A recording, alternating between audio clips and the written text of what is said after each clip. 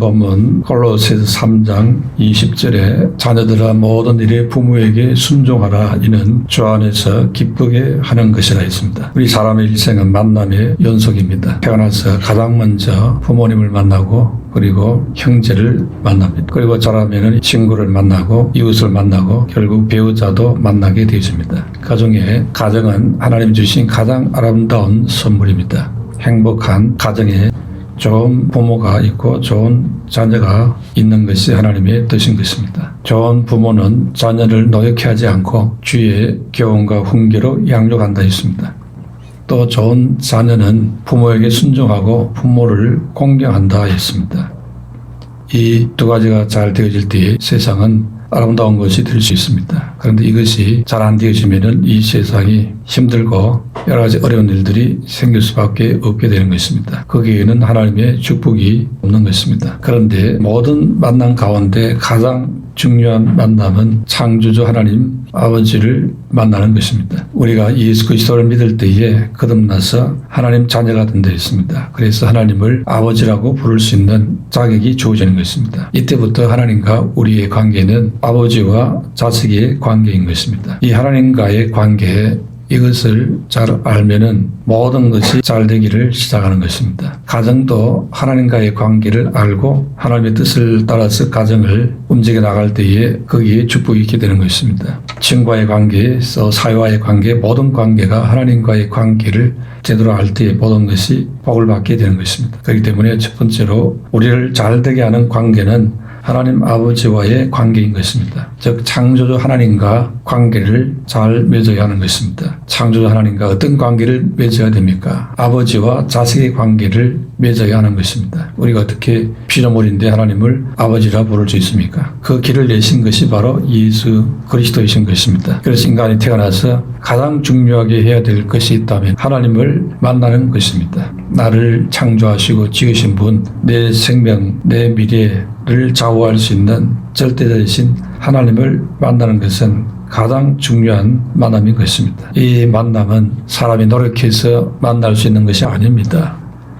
공부를 하고 연구를 해서 참 하나님을 만날 수 있는 것도 아닌 것입니다. 사람이 만든 방법으로는 하나님을 만날 수가 없는 것입니다. 그래서 예수님이 오셔서 말씀하시기를 내가 곧 길이요 진리요 생명이니 나로 말미암지 않고는 아버지께로 갈 자가 없다 했습니다. 예수님이 바로 하나님을 만날 수 있는 길이라는 것입니다. 그 길은 바로 우리가 예수님을 믿음으로 하나님의 자녀가 되는 길인 것입니다. 그렇게 될 때에 하나님을 만날 수 있게 되는 것이고 친밀하게 알게 되는 것입니다. 그때부터 이제 하나님을 아버지라고 부르는 최고의 복을 누리는 것입니다. 이 하나님과의 관계를 잘 하려면 하나님을 뜨겁게 사랑하고 섬기는 관계로 발전해야 하는 것입니다. 그래서 신명기 6장 4절 5절에 이스라엘아 들으라 우리 하나님 여호와는 오직 유일한 여호와이시니 너는 마음을 다하고 뜻을 다하고 힘을 다하여 내 하나님 여호와를 사랑하라 했습니다. 하나님 아버지를 사랑하되 우리의 존재의 전 인격과 삶 전체를 가지고 사랑해야 한다는 것입니다.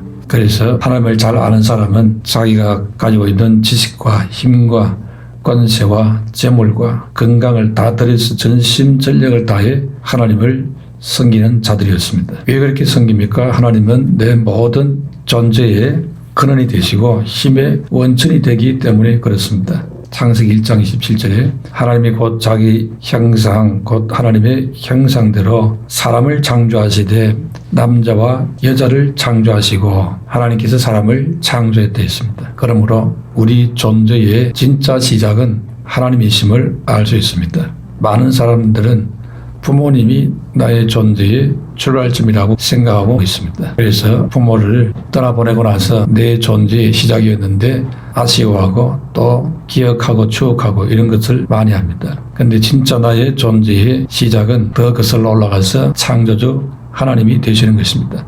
그래서 다윗은 시편 18편 1절에 나의 힘이신 여호와여 내가 주를 사랑하나이다 했습니다. 내 존재의 뿌리가 되시는 그 하나님을 사랑한다는 것입니다. 자녀가 부모를 사랑하는 것이 당연하듯이 사람이 하나님을 사랑하는 것이 당연한 것입니다. 부모를 사랑하는 것이 당연하다 이것은 다 이해를 하는데 하나님을 사랑하는 것이 당연하다 이러면 이해를 못하는 사람들이 많습니다. 그 부모를 내시고 그 부모의 부모를 내신 분이 바로 하나님이신 것입니다. 내 존재의 출발이 우리 조상들이 아니고 진짜 내 존재의 출발은 창조주 하나님이신 것입니다.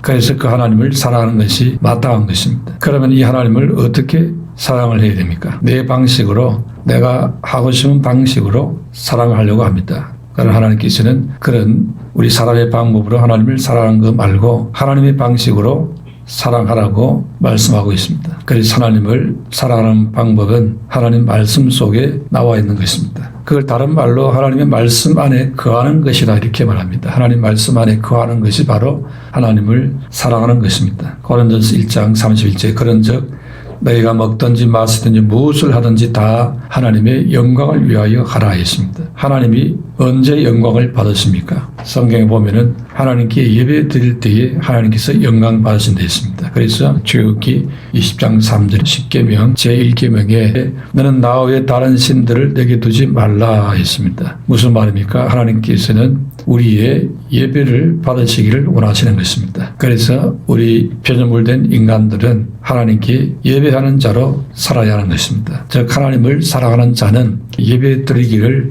힘쓰는 자인 것입니다.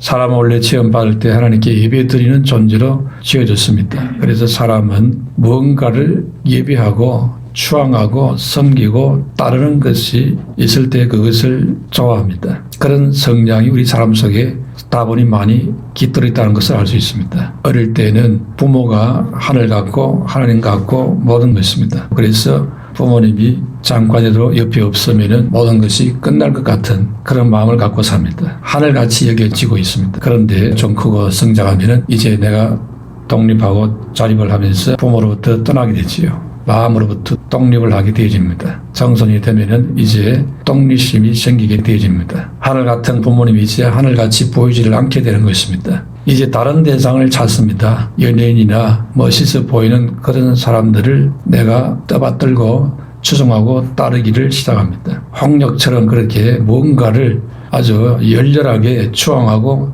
예배하고 경배하고 싶은 그런 대상을 찾는 것입니다. 근데 그것도 이제 지나고 나면은 붓사랑처럼 사라지고 이제 대부분의 사람들이 돈을 추앙하고 돈을 섬기고 있습니다. 무언가 나에게 유익을 주는 그것을 이제 신처럼 떠받들고 살아가는 사람들이 대부분인 것입니다. 그래서 성경에는 돈을 사랑하지 말라 그랬습니다. 돈을 사랑하는 것이 곧 탐심이요 탐심이 곧 우상 숭배라 그랬습니다. 어릴 때는 몰라서 부모님을 하늘같이 또는 친구나 연예인이나 내 마음에 드는 그 어떤 대상을 하늘같이 신처럼 떠받들고 추앙하고 있습니다. 이제 어른이 되고 여러 가지 경험을 하면서 헛되다는 사실을 알게 되는 것입니다. 그러나 알았는데도 불구하고 여전히 그 재물을 끝까지 굳이 따라가겠다고 합니다. 그러니 이제는 변명할 여지가 없게 되는 것입니다. 몰라서 그렇게 했다 말할 수 없게 되는 것입니다. 오늘 이 땅에 많은 사람들이 몰라서 재물을 추구하는 것이 아닌 것입니다. 몰라서 무슨 권력을 추구하는 것도 아닙니다. 다 알고 있습니다. 너무너무 잘 알고 있습니다. 그런데 말하고 행동은 너무 다릅니다. 그러므로 하나님 우리를 지으실 때 원하시던 그 원래의 모습으로 돌아가야 하는 것입니다. 우리가 정말로 추구하고 열렬히 쫓아가고 해야 될 대상은 돈도 아니고 권력도 아니고 세상 그 무엇도 아닙니다. 오직 우리를 지으신 창조주 하나님 뿐인 줄로 믿습니다. 이 하나님을 제대로 붙잡아야 하는 것입니다. 그래서 성경에는 10계명, 첫 계명에 여호와 하나님이 참신 경배의 대상이라고 말씀하고 있습니다. 두 번째로 자녀가 부모에게 순종하면 잘 되는 복이 오는 것입니다. 이것을 어릴 때에 주의 교양과 훈계로 가르쳐야 한다 했습니다. 자녀는 주 안에서 부모를 공경하고 순종해야 잘 됩니다. 이것이 하나님의 뜻이라 했습니다. 그래서 20절에 자녀들아 모든 일에 부모에게 순종하라. 이는 주 안에서 기쁘게 하는 것이니라 했습니다. 주 안에서 부모를 기쁘게 하면은 하나님께서도 기뻐하신다는 것입니다. 순종한다는 것은 시키는 대로 온순하게 받아들이는 것을 말합니다. 그런데 부모가 나에게 모든 것을 다 잘해주니까 부모에 대해서 온순해지지 않고 당연하게 생각하고 쉽게 여기고 함부로 대할 때가 많습니다. 사문에 보면은 이런 말씀이 있습니다. 종을 잘 대해주면은 그 종이 자식 노릇한다는 말씀이 있습니다. 그러니까 자식을 앞도 뒤도 없이 무조건 다 잘해주니까 자식이 자식의 본분을 잃어버리고 부모를 함부로 대하는 이런 일들이 많습니다. 우리는 부모님이 나에게 너무너무 헌신적이고 희생적으로 잘해주는 그것을 당연하게 생각하는 것 옳은 자세가 아닌 것입니다. 그러므로 다시 한번 하나님의 말씀 앞에 잘 한번 점검을 해봐야 됩니다. 부모에게 순종하라 했습니다. 온순하게 받아들이는 자세가 있는지, 거세게 받아들이는 것은 아닌지, 거칠게 대하지는 않는지, 하나님께서 왜 부모 공경을 강조하시고 부모에 대해서 온순하게 순종하라 했겠습니까? 부모에게 거칠게 대하고 순종하지 않는 이런 자녀들은 하나님에 대해서도 그렇게 할 가능성이 대단히 높습니다. 어떻게 할 수 있습니까? 옛말에 효자 가문에 충신난다 했습니다. 영의정을 세워야 되는데 추천이 들어왔습니다. 왕이 최종적인 결정을 할 때 어디에다가 방점을 주는지 아십니까? 효자 가문, 거기에 낙점을 합니다. 부모에게 잘하니 왕에게도 잘할 것이다 믿고 씁니다. 이렇게 부모에게 잘한다는 것은 왕에게 잘하는 것이고 왕에게 잘한다는 것은 곧 하나님께 잘한다, 다 연결되어 있습니다. 그러니까 성경에 부모 공경을 강조한 것은 바로 하나님 공경을 염두에 두고 하시는 말씀인 겁니다. 눈에 보이는 부모님에게 잘 못하면서 말로만 하나님 잘 섬긴다, 그것은 행동은 못 따라오는 말만 잘 믿는 것이 될 수 있습니다. 그렇기 때문에 우리가 부모 공경을 중요하게 여겨야 하는 것입니다. 부모 치고 자식을 괴롭게 하는 말을 하는 사람이 거의 없습니다. 그러므로 부모에게 순종하면 자신에게 유익된 것들입니다. 이렇게 부모님 말씀에 순종하는 사람이 곧 하나님 말씀에도 순종하는 것입니다. 결국 부모는 눈에 보이는 하나님 자리인 셈인 것입니다. 우리가 부모님 말씀에 순종하는 것을 하나님은 우리 하나님 말씀을 순종하는 정신과 수준으로 보신다는 점입니다. 그러므로 부모 공경은 주 안에서 하는 것입니다. 주를 의식하면서 하는 것입니다. 그래서 20절에 부모에게 순종하라, 이는 주 안에서 기쁘게 하는 것이니라 했습니다. 내가 부모 공경을 하고 안 하고 이것을 하나님께서는 유심히 보신다 이 말입니다. 내가 부모 공경을 잘하면 하나님이 기뻐하시는 것이고 부모 공경을 안 하면 하나님이 기뻐하지 않는다는 것이지요. 왜? 그것이 하나님 공경과 직결되어 있는 부분이기 때문에 그렇다 이 말입니다. 부모 공경을 못하는 자가 하나님 공경을 잘할 수 있다? 그럴 수 없다는 것이죠. 그렇게 안 된다는 것입니다. 잠언 23장 22절에 너를 낳은 아비에게 정종하고 내 늙은 어미를 기영이 여기지 말지니라 했습니다. 나이들은 늙은 어미라고 힘이 없다고 무시하고 기영이 여기지 말라는 것입니다. 하나님의 얼굴을 대하듯 하라는 것입니다. 옛날에 베들레헴에 흉년이 들자 엘리멜렉이라는 집안이 피난을 갔습니다. 어디로? 모압으로 이주를 했습니다. 거기 가서 두 아들의 자부를 맞아들였습니다. 그래서 며느리를 맞았는데 룻과 오르바라는 모압 여인을 맞아들였습니다. 그런데 얼마 안 가서 남편이 죽고 그 두 아들마저도 죽어버렸습니다. 그래서 그 가문에는 가부들만 남게 되었습니다. 시어머니 나오미와 두 며느리가 이제 남았습니다. 그래서 그 시어머니 나오미는 며느리에게 말합니다. 나는 고향 베들레헴으로 돌아갈 테니 너희는 친정으로 가라 그랬습니다. 왜? 남편이 다 죽어버렸으니까. 그런데 이때 오르바라고 하는 며느리는 친정으로 갔습니다. 그런데 룻이라는 며느리는 안 가겠다고 했지요. 왜 그렇습니까? 아무도 남지 않은 이 불쌍한 시어머니를 내가 모셔야 되겠다, 이런 마음을 가졌습니다. 너무너무 효성이 짙은 마음을 가지고 있었습니다. 그래서 굳이 시어머니를 따라가기 위해서 베들레헴으로 동행해서 타국으로 따라오게 되었습니다. 그래서 룻기 1장 16절에 보면은 룻이 이르되 내게 어머니를 떠나며 어머니를 따르지 말라고 돌아가라, 강건하지 마옵소서. 어머니께서 가시는 곳에 나도 가고 어머니께서 머무시는 곳에서 나도 머물겠나이다. 어머니의 백성이 나의 백성이 되고 어머니의 하나님이 나의 하나님이 되시리니 어머니께서 죽으시는 곳에서 나도 죽어 거기 묻힐 것이다. 만일 내가 죽는 일 외에 어머니를 떠나면은 여호와께서 내게 벌을 내리시고 더 내리시기를 원하나이다 하는지라 했습니다. 이렇게 이방 여인인데 이스라엘 백성인 시어머니를 너무너무 효도를 잘하는 것입니다. 이 룻이 효성이 대단히 짙은 그런 젊은 여인이었습니다. 그래서 룻은 결국 남편도 이제 없는데 시어머니를 따라온 거지요. 오로지 그 시어머니를 복양하겠다는 마음으로 따라온 거지요. 그래서 하나님께서는 이 룻을 축복하게 되어집니다. 이 룻이 시어머니의 권면대로 나이 많은 보아스라는 남자에게 재혼을 하게 됩니다. 그래서 보아스를 만나서 자식을 낳았는데 오벳을 낳았습니다. 그 오벳은 바로 다윗 왕의 조상이 되죠. 그러면서 이 룻은 다윗 왕의 정조 할머니가 되는 것입니다. 그리고 이 룻은 예수 그리스도의 족보에 들어가는 축복을 받게 되었습니다. 아브라함의 조카인 롯의 후손들이 바로 이 모압의 족속들인데, 이 모압의 족속들은 소돔 고모라 사건 이후에 그 딸과 아버지 사이에서 태어난 아주 엄난한 족속들입니다. 그런데 하나님께서는 세상에 손가락질 받는 아주 이상한 그런 족속들이었지만은 효성에 짙은 이 룻이라는 여인이 이렇게 아름다운 부모 공경하는 마음을 가졌을 때에 그 여인을 택하여서 전 인류를 구원시키는 구원의 가문에 들어올 수 있는 특권을 부여했습니다. 어마어마한 축복을 주었습니다. 이렇게 부모 공경이 하나님 보실 때는 얼마나 큰 축복을 줄 만한 일이라는 것을 잘 보여주고 있습니다. 오늘날에도 부모를 공경하는 이런 사람의 개인과 그 후손들에게는 하나님께서 어마어마한 축복을 주신다는 것입니다. 그러므로 부모 공경은 곧 하나님 공경과 직결되어 있다, 이렇게 봐야 됩니다. 눈에 보이는 부모님도 제대로 섬기지 못하면서 안 보인 하나님을 잘 섬기겠다고 하나님께 정말로 인정을 받으려면 눈에 보이는 부모를 공경할 수 있어야 한다는 것입니다. 잠언 23장 25절에 내 부모를 즐겁게 하며 너를 낳은 어머니를 기쁘게 하라 했습니다. 그러므로 부모 공경의 방법은 즐겁게 해드리고 기쁘게 해드리는 겁니다. 떨어져 있으면 틈틈이 안부 전화도 하고 시간을 내서 찾아서 대화도 하고 건강도 돌봐드리고 이런 사소한 일들입니다. 정기적으로 용돈도 드리고 또 생일날도 챙겨드리고 이런 것도 기쁨을 드릴 수 있는 일입니다. 뿐만 아니라 효도는 부모의 허물을 덮어주는 것도 됩니다. 창세기 9장에 노아가 포도주에서 벗고 있을 때에 함이 아버지 하체를 보고 아버지 허물을 떠들고 다녔지요. 이때 셈과 야벳이 옷을 갖고 뒷걸음쳐서 아버지 하체를 덮어드렸습니다. 허물을 덮어드렸습니다. 이때 노아가 깨어나서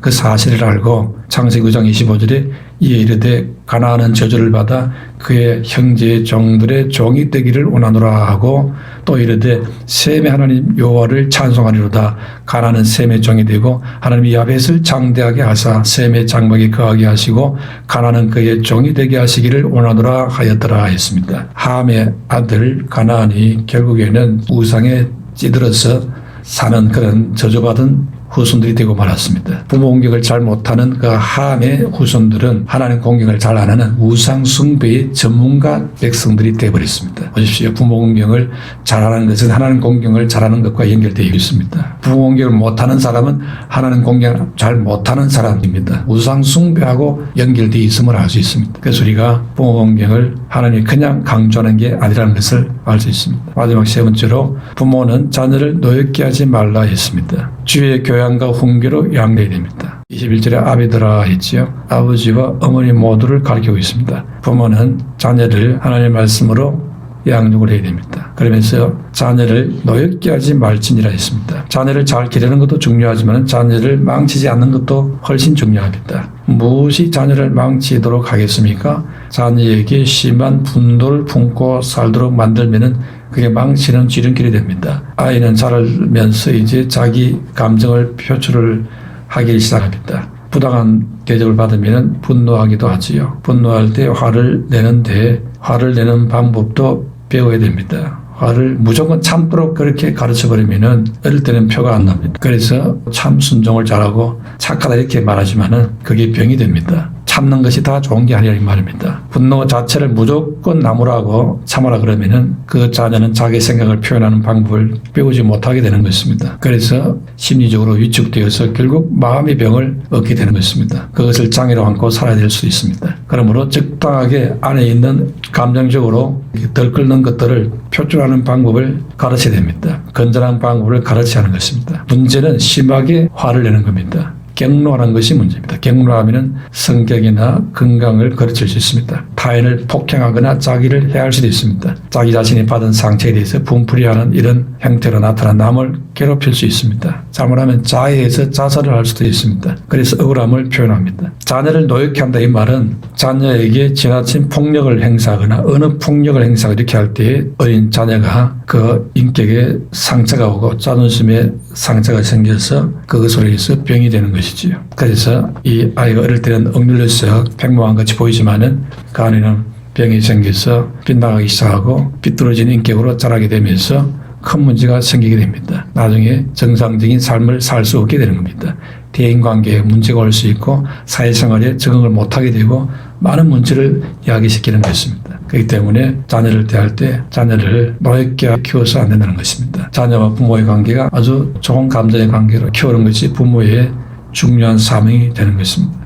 왜 부모가 자녀를 이렇게 억울함을 품게 만들고 상처를 갖게 만들고 아이가 삐뚤게 자라도록 만들겠습니까? 부모가 자녀에 대한 시각이 문제가 있을 때 그렇게 됩니다. 자녀를 내 소유다, 내 마음대로 할 수 있다 이런 잘못된 생각을 가질 때 그런 문제를 만들 수 있습니다. 자녀는 부모의 소유가 아닙니다. 하나님이 맡겨주신 기업입니다. 자녀는 원래 하나님의 소유입니다. 하나님의 소유를 부모가 관리하는 겁니다. 관리자로 맡아 있는 것 뿐인 겁니다. 천국 가서 심판 앞에 서면은 하나님 이런 말을 할 겁니다. 고맙다. 뭐가 고마운데요? 네가 자녀를 너무 아름답게 잘 키워주어서 고맙다. 이 말씀을 할 겁니다. 이상하네. 내가 왜 자녀를 잘 키운 하나님이 고맙다 할까? 하나님의 소유이기 때문에 그렇습니다. 하나님의 자녀입니다. 그래서 우리가 자녀를 얻으면 하나님이 주셨다 이렇게 하지 않습니까? 그게 맞는 말입니다. 근데 많은 사람들이 하나님의 소유인데, 하나님 자녀인데, 내 자녀라고, 내 마음대로 키운다고 합니다. 그래서 내 희망, 내 꿈을 자녀에게 실현시키려고 강요하고 또 내 뜻대로 움직이려고 조종하려고 그러고 이런 것들이 다 반칙입니다. 이는 하나님이 기뻐할 일이 아닌 것입니다. 그래서 부작용이 생기고 문제가 생기고 사고가 터지는 것이죠. 하나님의 소유이기 때문에 하나님 뜻대로 키우도록 그렇게 신경을 써야 됩니다. 그러므로 하나님의 자녀를 내가 어떻게 잘 키울까? 하나님 말씀으로 양육하고 사랑으로 양육하고 칭찬과 격려로 양육하고 자신감이 딱 들어가도록 그렇게 양육하고 넘어지고 자빠져도 또 격려해주고 신뢰해주고 믿어주고 교양과 훈계로 그렇게 키우라는 것이죠. 부모 공경과 자녀의 양육을 잘하여서 하나님의 축복에 나아가게 되시기를 축원합니다. 기도하겠습니다.